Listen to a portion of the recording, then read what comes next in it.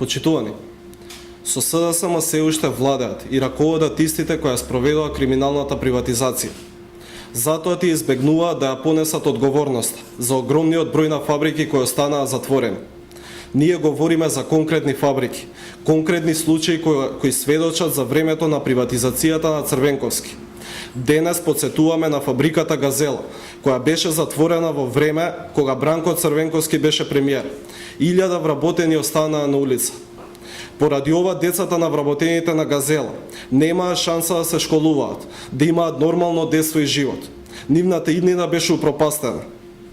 Поради криминалот кој се правеше во приватизацијата на Бранко Црвенковски. Газела од кожарски гигант беше на рати осиромашувана и криминално распарчена.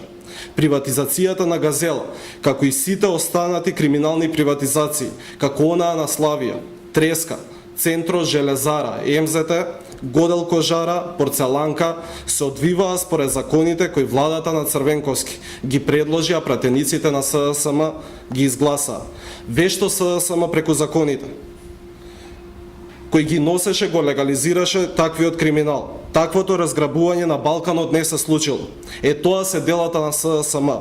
Затоа луѓето на СДСМ денес се препотуваат кога зборуваат на оваа тема. Затоа што не ја говорат вистината, затоа што знаат дека тие не оставија ништо вредно зад себе. Граѓаните тоа го знаат. Македонија памети. Благодарам. Денеска една група млади протестираат од штабот на СДСМ. Рекоа дека се член на невладина организација, дека можеби ќе протестираат пред штабот на ВОЛА. Дали е реакција? Тоа се внатрепартиски случувања во СДСМ и ние немаме апсолутно никаква поврзаност. Апелираме да не вовлекуваат во нивните проблеми.